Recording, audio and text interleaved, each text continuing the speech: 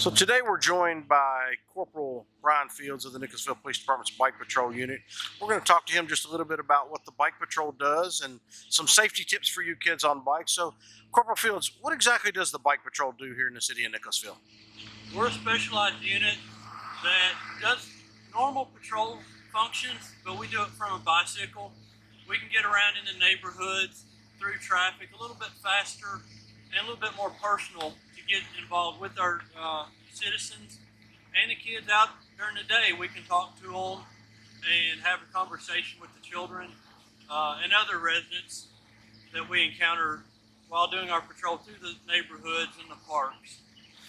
Is there anything special about your guys' bikes that maybe other people don't have? Well, basically they start out as a normal mountain bike that you could buy at any bike store. Obviously we add these bags to hold some of our supplies in there. There's some first aid gear in there. We can write tickets from our bikes, do different paperwork. A lot of times we'll carry stickers to pass out to the children or some other little things like that. We do have a light on the front. This is for nighttime riding for our safety. They also do flash like the lights on a cruiser. But basically it's the same bike that you can get at a store with a few little add-ons that are for the police themselves. So, Brian, what are some of the positives in the neighborhood when it comes to riding a bike versus being in a car? Well, one of the biggest things is it's personable.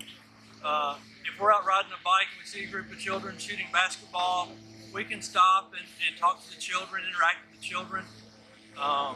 If we see adults walking dogs, we can talk to them. There's a lot of places that we can go that we can't go in cars.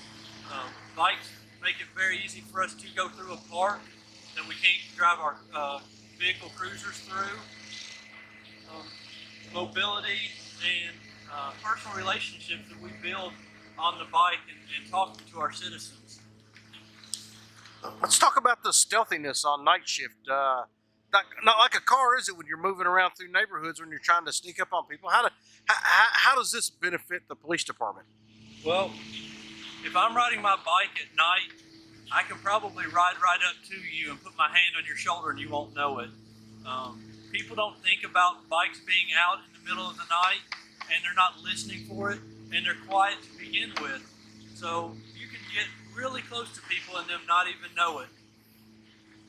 A little cheaper than using a car with gasoline too. I noticed that when using people power, it kind of saves the city a little bit of money there. Let's talk just a little bit about bike safety for the general public as well as officers. So is it true that you should ride with the flow of traffic versus against the flow of traffic? Or tell me about that a little bit.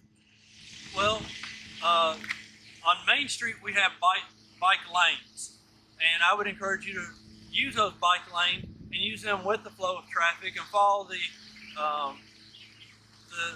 laws that regard vehicles for stop signs, stop lights, and follow that.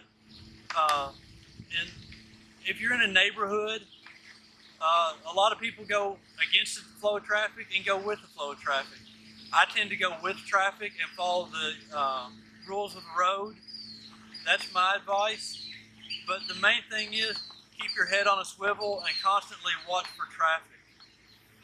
What about helmets, Brian? How important are helmets when it comes to, especially younger kids when they're riding their bikes? I see kids all the time that are out without helmets on, and I think it's, from what I've read, it's one of the most preventable injuries that we could have out there. I can't stress the use of helmets enough. Traumatic brain injuries, or TBIs, are known, are horrible things. I'm a pretty highly trained bicycle rider, and I wouldn't get on a bike without a helmet. Yeah, they're not quite as cool, but if you go to Walmart, they're not that expensive, and they've got some pretty cool helmets, and they're very, very safe, and they'll protect your noggin. Man, that's great information, Corporal Fields. Why don't you take a little ride down through the parking lot there and show us kind of how you do your patrol?